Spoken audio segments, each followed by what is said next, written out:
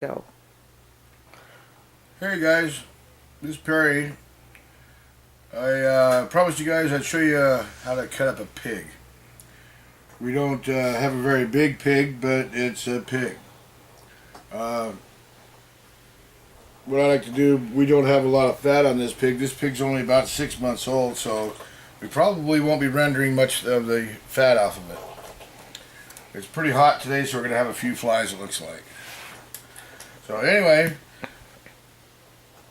you can watch and learn from there, I guess. I'll try to explain it to you as best I can.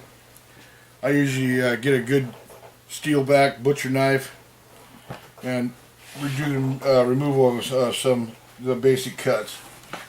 And that would be the shoulder. And you just come right down through the backside between the shoulder and the rib cage brisket part.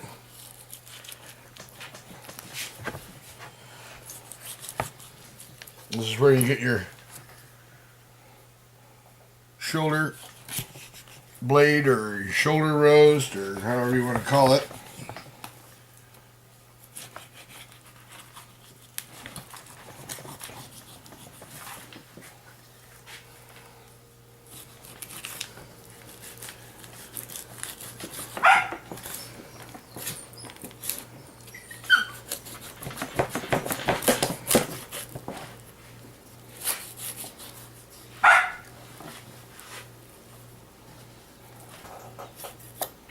One, just like that. That's front shoulder. Here's your hind quarter. This is where you get your ham from. And all I do is I just cut straight down. You'll find a ball joint right in here. You can see how the musculature and the critter would move. Some of this I kind of overpower a little bit by having to break through some of the cartilage in this area. We just break through that.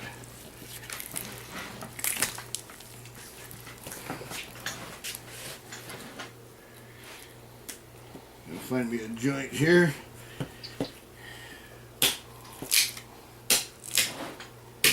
Like that. And there is your hind quarter. Now, what I'm going to do is I'm going to trim it up a little bit here while we're at this point. I'm going to take this and I'm going to bone it. It's going to be a boneless ham. Okay, and that saves me from having to inject a brine for curing. With it boned, you don't have that problem near as much because it will be able to penetrate to the center of the meat and cure it, okay? There you go. There's the front and hind quarter. And a couple of our flies. Okay. You have your, it's just like, almost like any other animal, deer, anything you butcher. It's got the, it's basically just a back strap. People like to call it a few different things. Filet mignon or whatever, but you can tell by looking right down through here, there's a line of stripping or whatever it goes just kind of underneath the skin there. So that's what we're going to take out. And below that is the rib cage.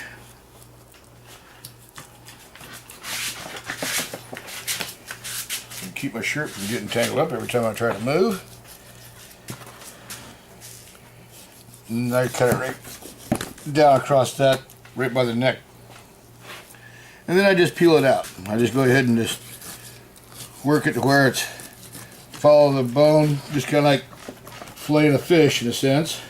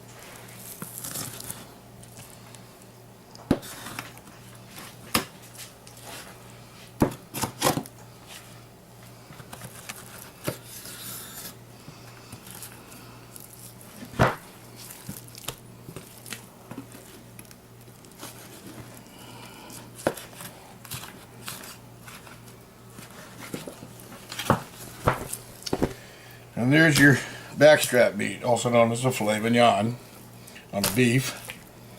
This is where your little loin chops come from.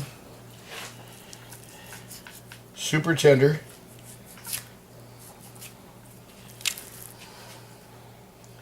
Totally boneless.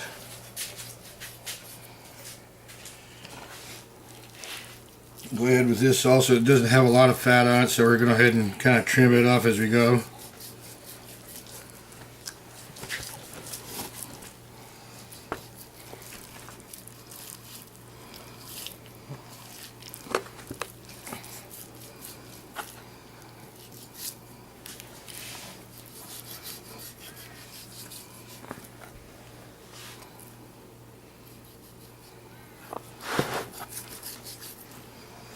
Alrighty.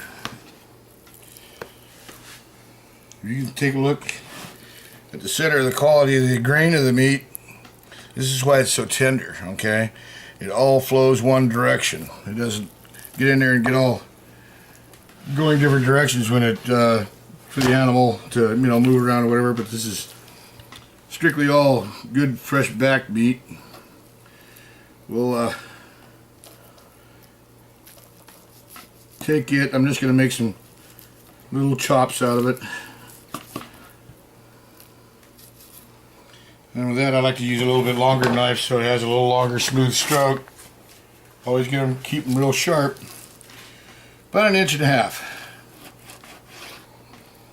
Now look at the quality of that. That is a pork chop, boneless pork chop basically. Okay? Ooh, looks good. Look at those. I'm going to grab this other coat so we can... Sorry for bouncing around a lot here, guys. I'm trying to do double duty here. There you go. That's it right there. So what we'll have here is,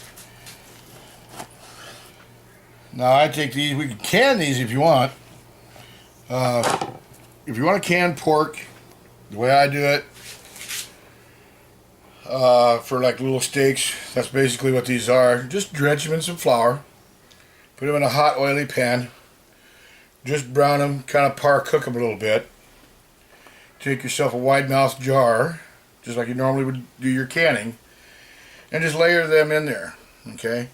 Then add your liquid to it or anything else you want to it, and you can them up. Follow the instructions on your canning for pork, for meat, and pressure. That's all you gotta do. Same thing, there's no big deal about it. If you want to, what I'm advocating more people do is instead of canning just one thing, you make a meal. So when you open a jar, you've got a meal instead of just one item, okay? Not just a whole can of canned like string beans or peas or something of that nature, but put together a stew or put together pork and rice together. And you take that, you open it up, just put it in a pan, heat it up, you've got a meal. You don't have to cook up anything else, you don't have to add anything else, it's all ready to go, and it saves a lot of time. So I'm just going to go ahead and whip these on out for the sake of time.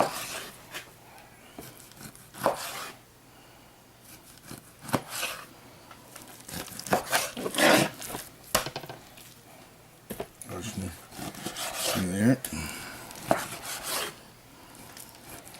Now you can see where it starts to change. That's main back strap, okay? Going this direction, if you noticed, we went towards the neck. And this is what happens when you get up towards the neck. You'll see the change of the different kinds of layers of meat. Those are cross-grained. So here's your eye. Okay, and this is a lip. It goes right over the top.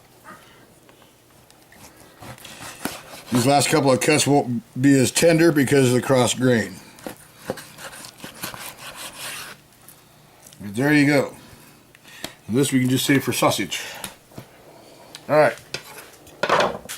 Next what I do is I just go ahead and peel out the rib cage. Now you're going to have most of the meat on the outside of the rib cage, okay? There is meat in between. We also take that. I use that for sausages. I'll take the carcass and cut it up later today and we're gonna boil it off for just the broth. Add some seasonings to it. Now if we're gonna can any of the pork, we'll add that broth to that pork, okay? But what I'm gonna do here is I'm just gonna run this right at the top of the ridge of the ribs here. Because this guy is so young, he's not gonna have a real thick rib cage meat on his ribs here.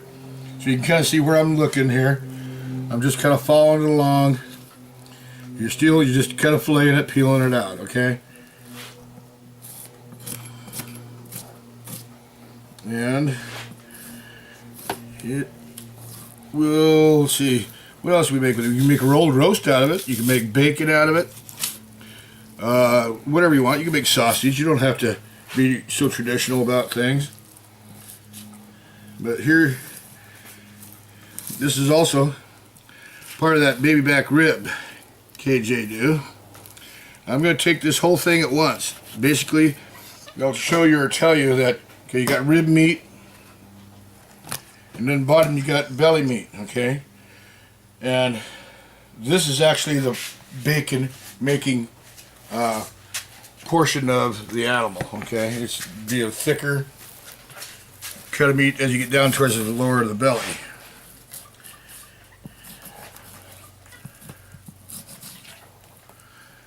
I haven't done this for a few years, so it's taken me a little bit to kind of also remember what I'm doing.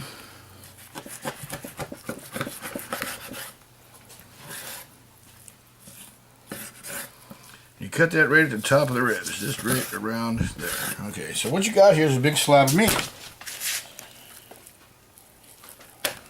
It's all one chunk. Okay.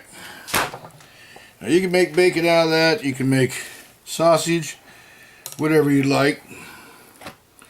I'm going to take this right here and just split it. You can almost kind of see the difference in the grain, which way it goes, how it's going on the animal. You can see that this layer right across there is the actual belly of the animal. That's the belly meat. That's what you really use for bacon. Now these ribs, you say you use it for sausage or whatever. You could also use it for a rolled roast. You can tie them up that way. There's quite a bit you can do with it, so I'll leave that to your imagination. Like I say, there's no really right or wrong way to do a lot of this. It's just what you prefer. I don't eat a lot of steak. My teeth don't handle it anymore, so I eat a lot more of the sausage. Canned, it's tender that way. But we're going to put all this in here for now. Now I'm only going to probably show you just how to do all this on one side of the animal, because all it is a repeated process for the other side. So we just pretty much bone off what we've got.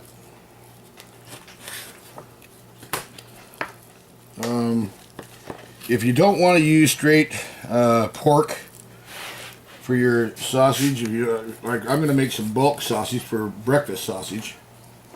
And if you don't want to just do that with just plain pork meat, you can also remember when you go to grind this, mix it with beef, you mix it with chicken, however you want your sausage to taste like. So all you're doing is boning this out, and then whatever bones are left over, we will boil down for broth. Now you can, which I'll probably do here, is just take the neck meat. Some people use it bone in as a neck bone roast. I don't generally. I use as much as I can for other things.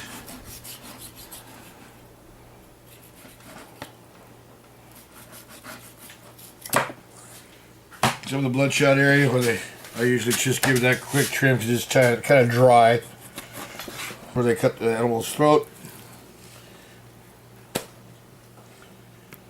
And now we got some little bit more of the rib cage that follows that on out the neck.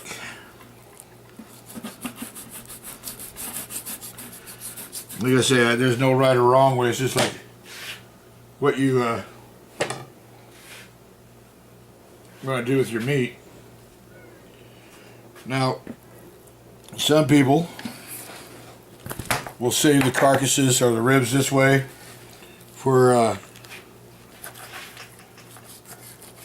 just having ribs even. There's still quite a bit of meat on these ribs, but I'm not going to do that for the simplistic of it. And the fact it's pretty warm today. And I don't want to sit here and spend a lot of time carving on this thing, okay? So what we have mostly is all the meat gone, stripped off of it, off the bones, deboned, and I'll probably cut this up into some chunks, and we'll start cooking it here shortly on the barbecue out here, and render it down, cook it up.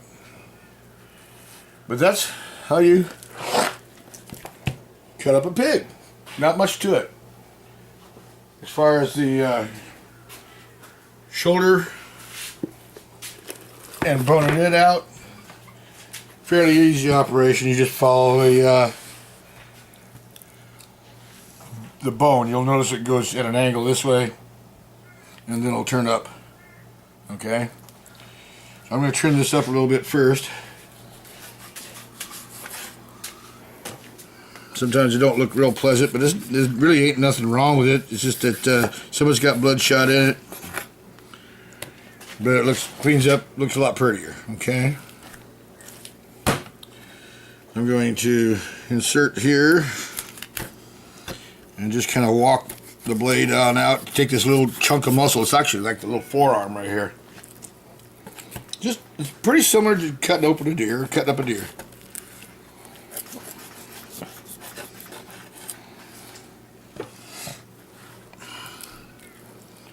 You got a shoulder blade, comes right down through here.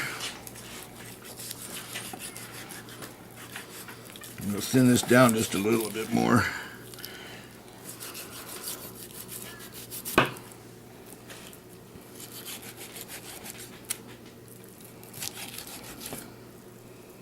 Okay. Right down through here, just kind of cut a chicken. There's a joint there actually.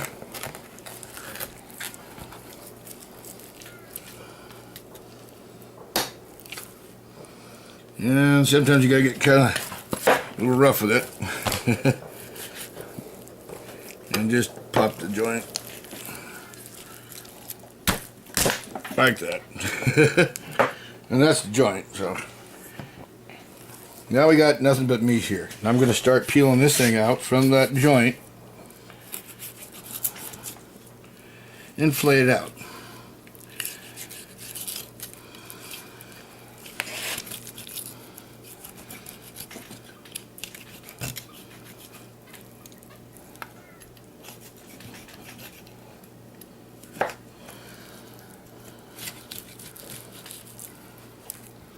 You can almost see the outline there now of the joint, or I mean of the blade, shoulder blade.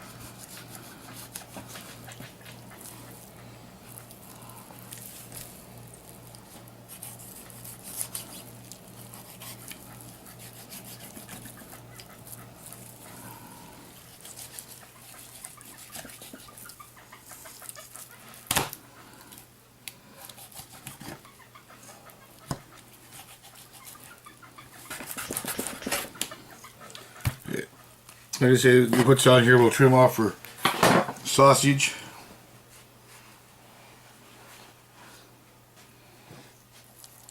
And what you have here now is just a small, because the animal's not all that big, small pork roast from the shoulder. This you can use as any way you want. It's like a lip over. So there's more sausage meat. The ham, I'm going to show you. It's pretty simple also. You're just following the same kind of situation as just the main bone. Should run right up through here. You can almost feel it on these littler guys. But we'll follow the bone.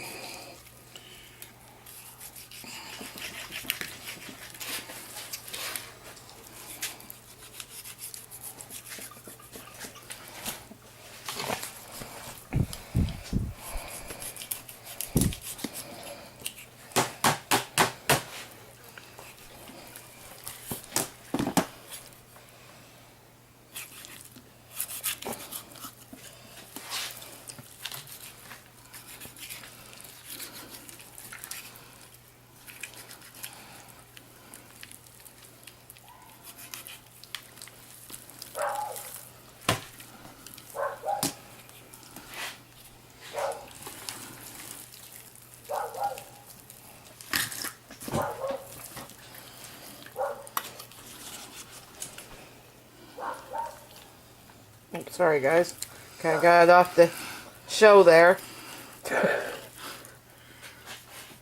He's beating on the flies. Shooing them away and got distracted, and you're kind of looking at the totes instead of what he's doing.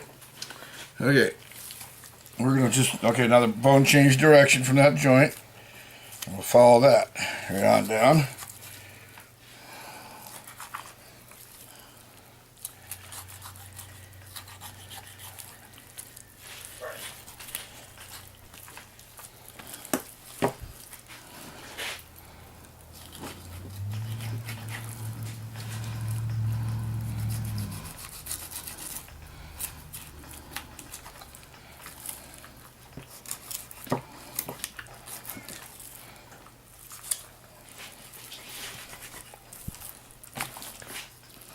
It sure is a warm day today, though.